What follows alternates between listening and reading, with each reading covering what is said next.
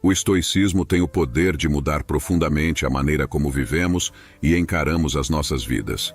Os estoicos foram os primeiros teóricos das emoções humanas, nos ensinando como desenvolver inteligência emocional e a construir nossa força interior, aumentando nossa capacidade de enfrentar desafios da vida com clareza e sabedoria.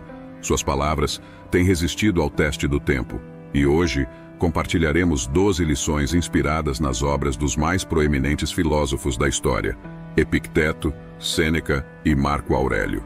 Suas lições atemporais podem iluminar o caminho para uma vida mais significativa e gratificante.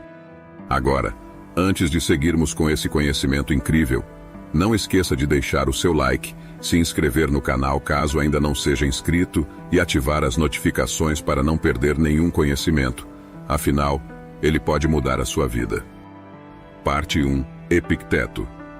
Epicteto foi um homem que nasceu como escravo e morreu sendo um dos mestres mais influentes de sua época.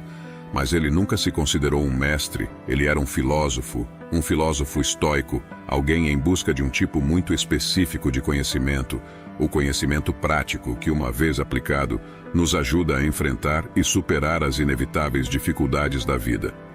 Através de uma combinação de suas próprias experiências de vida e da sabedoria de seu grande mentor, um filósofo estoico chamado Musonius Rufus. Epicteto adquiriu o tipo de conhecimento pelo qual as pessoas viajavam centenas de quilômetros apenas para ter a oportunidade de ouvi-lo, mesmo que fosse por apenas 1 ou 2 horas. Pais enviavam seus filhos para ouvi-lo, desde os mais pobres até os mais ricos e poderosos, e até mesmo o imperador Adriano competiu pela chance de sentar aos pés de Epicteto. Felizmente, havia um jovem que regularmente ouvia Epicteto e decidiu escrever tudo o que ele tinha a dizer. Surpreendentemente, essas anotações sobreviveram até hoje e foram transmitidas a algumas das maiores figuras da história nos últimos milhares de anos. Até mesmo o imperador romano Marco Aurélio escreveu em seu diário agradecendo ao homem que lhe emprestou um exemplar de Epicteto. Sabe-se que Theodore Roosevelt, um dos notáveis presidentes americanos, carregava um exemplar de Epicteto durante sua expedição ao Rio da Dúvida, que foi incrivelmente perigosa. O almirante James Stockdale carregava Epicteto enquanto liderava esquadrões de caças em combates no Vietnã, e contou com os ensinamentos Epicteto quando teve que sobreviver por 7 anos como prisioneiro de guerra. A lista é interminável e após assistir a este vídeo, você entenderá por que adicionará seu nome à lista de seus mentores, pois Epicteto realmente foi uma das pessoas mais sábias e inspiradoras que já existiram na história da humanidade. Primeira lição estoica: dicotomia do controle. Dividir e distinguir as coisas em 2 categorias, as externas que não posso controlar e as escolhas que faço em relação ao que posso controlar. Onde encontrarei o bem e o mal? Em mim, nas minhas escolhas. Essa única habilidade, dizia Epicteto, mudará sua vida. A arte de diferenciar entre o que depende de nós e o que não depende. Por exemplo, um voo atrasa devido ao tempo. Por mais que grite para um atendente da companhia aérea e fique revoltado, fazendo um escândalo, a tempestade não vai embora por causa disso. Nenhum desejo fará você ficar mais alto ou mais baixo, ou nascer em outro país. Por mais que tente, há pessoas que simplesmente não vão gostar de você. Além disso, o tempo que passamos lutando contra essas realidades permanentes é tempo que não dedicamos às coisas que podemos mudar. Como dizia Epicteto, a única coisa que podemos controlar são as decisões que tomamos, e o mesmo vale para você. Concentre-se em identificar claramente quais partes do seu dia estão sob seu controle e quais não estão. Você não só será mais feliz, mas também terá uma vantagem clara sobre as pessoas que não percebem que estão perdendo tempo em batalhas que não podem vencer. Segunda lição estoica: você decide como reagir. Epicteto dizia que não são os eventos que perturbam as pessoas, mas o julgamento que fazem deles. Albert Ellis, uma das figuras mais influentes na psicologia moderna, disse que isso o guiou no desenvolvimento da terapia cognitivo-comportamental. Epicteto disse que esse é o poder mais importante que temos. Algo acontece, mas somos nós quem decidimos se é injusto, ruim ou um fracasso. Alguém diz algo, mas somos nós quem decidimos que é ofensivo, arrogante ou rude. Se alguém consegue te provocar, dizia Epicteto, perceba que sua mente está conspirando com a provocação. Os eventos são objetivos. A opinião de que são ofensivos é apenas isso, sua opinião, e você sempre tem o poder de mudá-la. Terceira lição estoica: permaneça humilde. Livre-se do orgulho ou da vaidade, dizia Epicteto. É impossível aprender o que se acredita já saber. Epicteto mantinha sempre os olhos e os ouvidos abertos, buscando ativamente oportunidades para aprender com todos e com tudo. Essa é a atitude que devemos levar conosco todos os dias, tanto se formos os melhores no que fazemos, quanto se estivermos apenas começando. Cada pessoa que conhecemos, cada situação em que nos encontramos, cada livro que lemos ou filme que assistimos, é uma oportunidade para aprender, para melhorar, para dar um passo adiante no caminho do progresso. Essa era uma das perguntas favoritas de Epicteto. Você progrediu? Mais do que tudo, respondemos a essa pergunta focando no que não sabemos, no que podemos melhorar, em vez de nos elogiarmos por sermos grandes. Quarta lição estoica: use as dificuldades como oportunidades. O verdadeiro caráter se revela nos momentos difíceis, dizia Epicteto. Portanto, quando os problemas surgirem, pense em si mesmo como um lutador emparelhado com um oponente difícil. Com que objetivo? O de se tornar a melhor versão de si mesmo. Podemos pensar nas dificuldades de muitas maneiras, como fracasso, injustiça ou fim da linha. Claramente, isso não estava destinado, dizemos. Não querem que tenhamos sucesso. Qual é o sentido de tentar? Ou podemos escolher treinar a nós mesmos para ver de uma forma melhor, como uma oportunidade de aprender sobre resistência, paciência, resiliência e luta, como uma oportunidade para demonstrar nosso valor, ou como uma resistência que fortalece nossos músculos. Epicteto preferia esta última opção e se tornou, em sua época e na nossa, o símbolo máximo da capacidade humana de superar circunstâncias sombrias. Dizia que não se tratava de aceitar as dificuldades ou resignar-se a elas, mas de aceitar trabalhar com elas, decidir tirar o máximo proveito delas, ver as dificuldades como uma oportunidade, não como um obstáculo. E assim, podemos transformar tudo o que nos acontece em combustível. Podemos nos tornar melhores e mais fortes com tudo o que nos acontece. Você realmente entenderá isso, disse Epicteto, quando entender que é inútil quebrar o quebrável. Perca uma coisa, digamos, o seu copo, se você quiser, mas para sentir o desejo de quebrar, digamos, o seu copo, você é quem sofre. Você não deve estar esperando que o quebra-cabeça da sua vida esteja finalizado em um dia. Você deve estar feliz em estar fazendo-o e mantendo-se à frente, ansioso para achar uma peça que você possa encaixar. Como disse Epicteto, você é um homem escravo, então foge para fora da escravidão. Escravo da riqueza, então renuncie a isso. Escravo de um desejo, então não permita que ele o domine. Você é um homem livre e ninguém pode prejudicá-lo, ninguém pode impedi-lo de fazer as coisas certas. Portanto, em resumo, Epicteto acreditava que o poder da escolha era o poder supremo do homem e que, ao distinguir entre o que está em nosso controle e o que não está, podemos alcançar a paz de espírito e a sabedoria. Ele também enfatizou a importância de não sermos controlados por nossos julgamentos sobre os eventos, mas sim de mantermos a mente aberta e aprender com todas as experiências. Além disso, ele encorajou a ver as dificuldades como oportunidades para crescimento e superação, em vez de obstáculos intransponíveis. Lembre-se de que o estoicismo de Epicteto é uma filosofia que se concentra na autodisciplina, no autocontrole e na busca da sabedoria. Suas ideias continuam sendo fontes de inspiração para muitas pessoas que buscam uma vida mais significativa e equilibrada. Parte 2. Sêneca. Você realmente saberia o que a filosofia oferece à humanidade? Sêneca disse uma vez que a filosofia oferece direcionamento. Nascido no início do primeiro milênio, em uma época de paranoia, violência e agitação política. Sêneca precisava de direcionamento, assim como você. Ele leu muito e acabou descobrindo uma escola filosófica conhecida como estoicismo, fundada na Grécia alguns séculos antes. Nas obras dos estoicos, Sêneca encontrou o que procurava: orientação sobre como viver uma boa vida. Ele logo começou a escrever cartas e ensaios para familiares, amigos e jovens promessas, compartilhando a sabedoria que mudou sua vida. Quinta lição estoica: permaneça na realidade. Sêneca dizia: Nada me agradará jamais, por excelente ou benéfico que seja, se devo reter eu mesmo seu conhecimento. Nada de bom é agradável de possuir, sem amigos que o compartilhem. Há muitas mais coisas que podem assustar-nos do que podem nos esmagar. Sofremos mais na imaginação do que na realidade. A vida de Sêneca estava repleta de sofrimento. Ele nasceu com uma doença pulmonar crônica e viveu durante os reinados dos 5 primeiros imperadores, cada vez mais perturbados e violentos que seus antecessores. Ele foi exilado e perdeu tudo 2 vezes. Apesar de todo esse sofrimento, seu conselho era que a única coisa que deveria nos preocupar é o que realmente nos preocupa.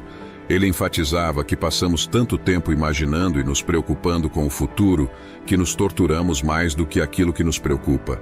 Sêneca destacava que a dor e o sofrimento são inevitáveis, mas o que devemos evitar são as premonições fantasmas do que pode ou não acontecer.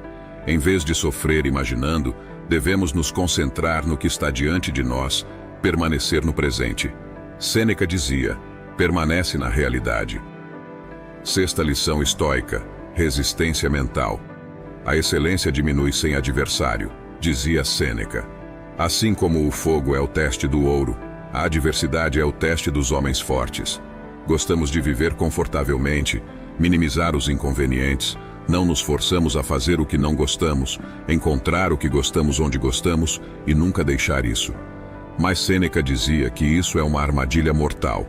Uma pessoa que nunca foi desafiada e sempre consegue o que quer leva uma vida trágica. Pense um momento sobre sua vida. Qual tipo de dificuldade você se impõe diariamente? Imagine que você é um boxeador e no seu primeiro dia no ringue, você leva um soco no queixo. Vai doer demais, mas no 10º ano de ser um boxeador, você não será parado por um soco. Você será capaz de absorver 12 rounds de se espancar e voltar no dia seguinte e treinar novamente. Não é que o soco tenha perdido força. Seus oponentes serão ainda mais fortes. A mudança aconteceu dentro do seu cérebro. Você calejou sua mente. Ao longo de um período de tempo, sua tolerância ao sofrimento físico e mental aumentará porque sua mente aprenderá que você pode dar muito mais do que um soco. E se você continuar a seguir em qualquer dificuldade, você colherá recompensas.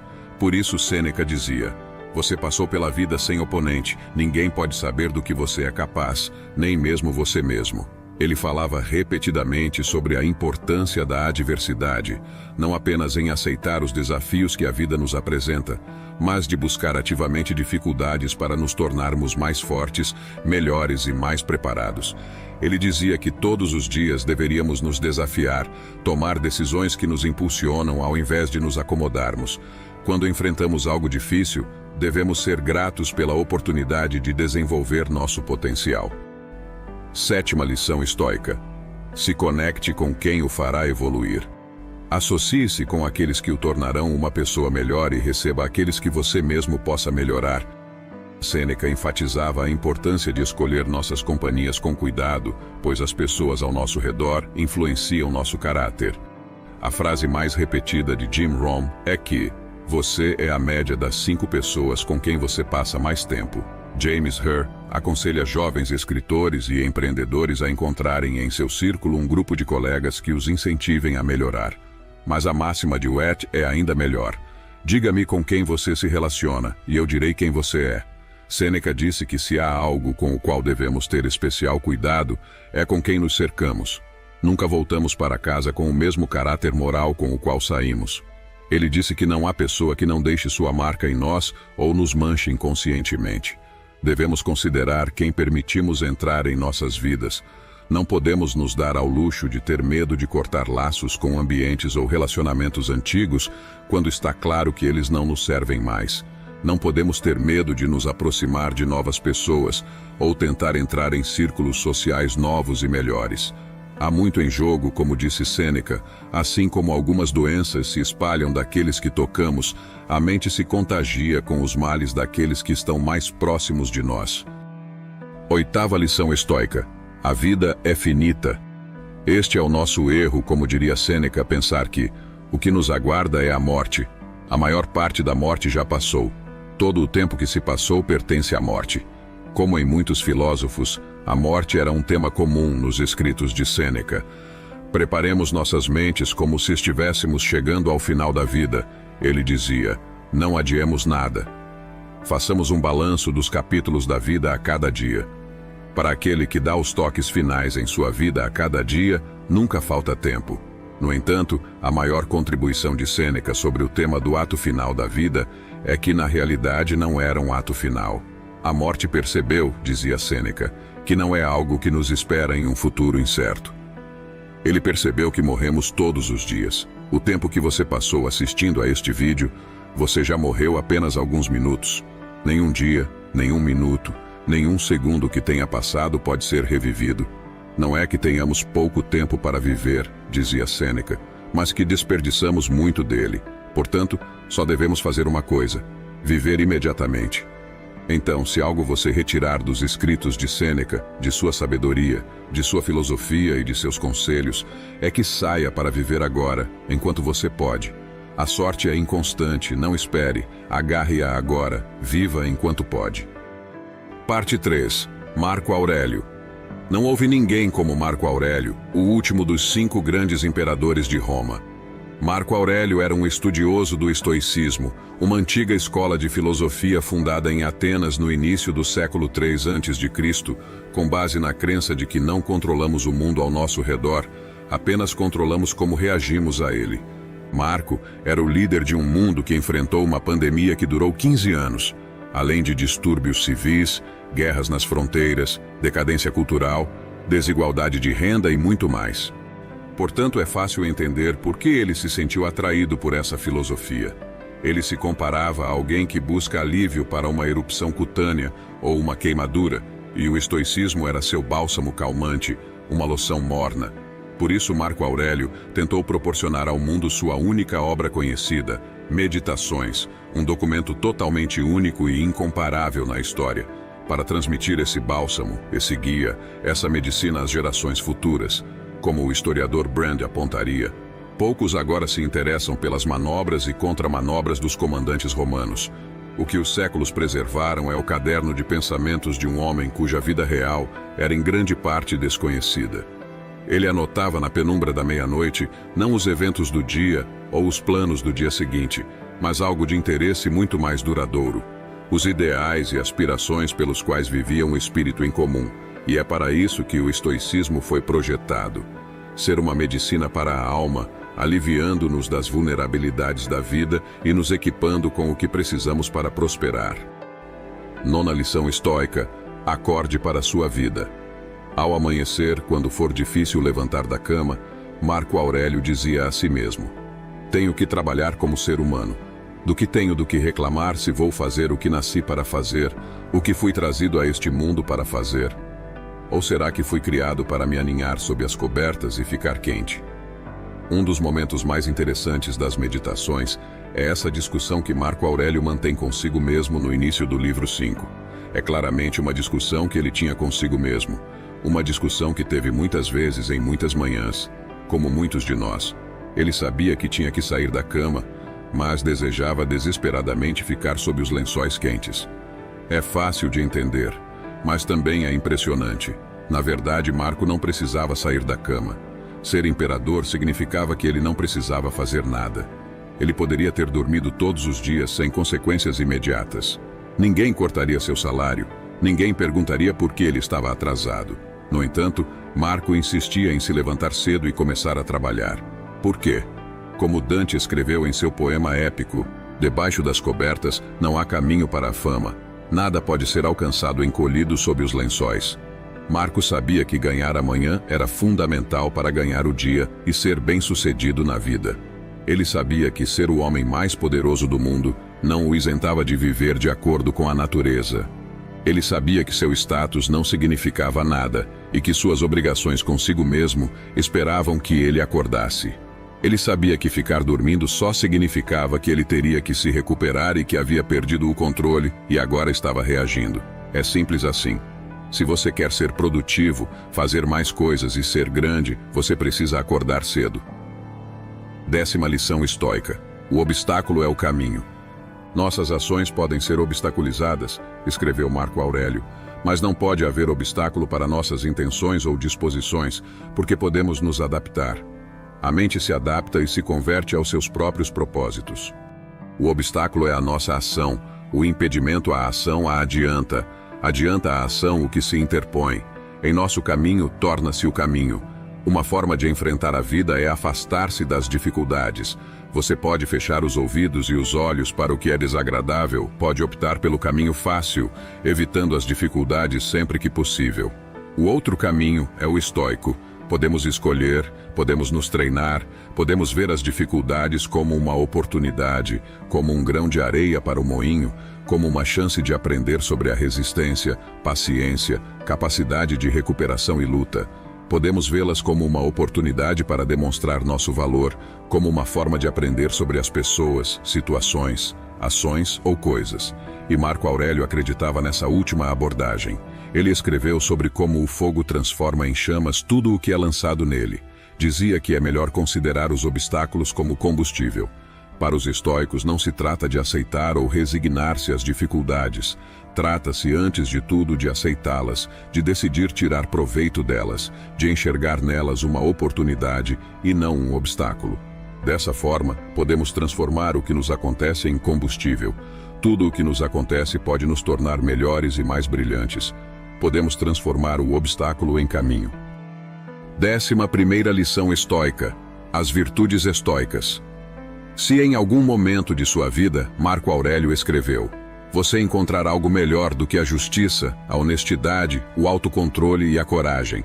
Se encontrar algo melhor do que isso, abrace-o sem reservas. Deve ser algo extraordinário. Enquanto Marco Aurélio escrevia as Meditações, Roma foi invadida e desencadeou uma guerra que durou 5 anos. O rio Tibre sofreu uma das inundações mais graves da história, destruindo lares e gado, o que causou fome em Roma. Após vencer a guerra, os soldados que retornavam para casa trouxeram uma doença mortal conhecida como peste antonina. Abatidos pela fome e pela praga, numerosas tribos hostis do norte aproveitaram a oportunidade para se unir e atacar os romanos. Durante o resto de seu reinado, ele enfrentou simultaneamente os males da peste e a guerra. No entanto, Marco Aurélio não menciona nenhum desses terríveis eventos em seu diário. Em vez disso, ele menciona que não há desafio ou problema tão grande que o impeça de responder com as 4 virtudes estoicas: coragem, temperança, justiça e sabedoria. Ou seja, não ter medo, não ceder aos nossos instintos mais baixos, não se colocar acima dos outros, não se perder nos detalhes, mas ver o quadro geral. Ele dizia que tudo o que enfrentava era uma oportunidade para responder com essas 4 virtudes, que tornavam simples e claras até mesmo as situações mais complexas. A única coisa que importava, dizia, era fazer o que é certo. O resto não importa. Lembre-se deste princípio, escreveu Marco Aurélio. Quando algo ameaçar causar-lhe dor, a coisa em si não é uma desgraça. Suportá-la e prevalecer é uma grande sorte. As coisas que não queríamos que acontecessem não aconteceram a todos, incluindo Marco Aurélio. Que um negócio falhe, a perda de um ente querido, que alguém que nos importa nos abandone, nosso instinto nos leva a rotular esses eventos como desafortunados porque não são o que queríamos para nós. Mas isso faz sentido. É afortunado quando conseguimos o que queremos, e é desafortunado quando, por qualquer motivo, não conseguimos, não é verdade? Marco Aurélio propõe uma maneira diferente de ver as coisas. Em vez de dizer a nós mesmos que somos desafortunados porque nossas expectativas foram frustradas, ele diz que deveríamos fazer o oposto. É uma sorte que isso tenha acontecido e que eu tenha saído ileso, não destruído pelo presente nem assustado pelo futuro. Poderia ter acontecido a qualquer um, mas nem todos teriam saído ilesos. Para um estoico, só sofremos dano quando nosso caráter é afetado. Saímos prejudicados quando abandonamos aquilo em que acreditamos ou quando deixamos de lado nossas próprias normas. Pode não ser desejável perder dinheiro, um amigo falhar em algo ou ser criticado, mas como isso nos torna desafortunados? Não nos foi tirada a capacidade de resposta, nosso caráter permanece intacto. Não existe nenhuma regra que diga que você tem que enlouquecer por isso, ficar destroçado por isso, ou que você tem que ficar ansioso pelo futuro. Você ainda mantém o controle, ainda é você, e isso é muito afortunado. 12ª lição estoica: Seja consciente da morte. Como disse Marco Aurélio, você poderia perder a vida agora mesmo. Deixe que isso determine o que você faz, diz e pensa. Pierre Hadot chamou as meditações de uma coleção de exercícios espirituais, e não há exercício que Marco faça mais do que meditar sobre sua mortalidade. Talvez tenham sido seus próprios problemas de saúde que o tornaram tão consciente da morte. Talvez tenha sido a perda de seu pai em uma idade jovem. Talvez tenha sido a perda de 8 filhos. Talvez tenha sido a peste antonina, que matou entre 10 e 18 milhões de pessoas. Talvez tenha sido a consciência e o poder do memento mori, a antiga prática de refletir sobre a mortalidade que remonta a Sócrates, que disse que a verdadeira prática da filosofia não consiste em outra coisa senão morrer e estar morto. A maioria das pessoas rotula o memento mori que Marco Aurélio praticava,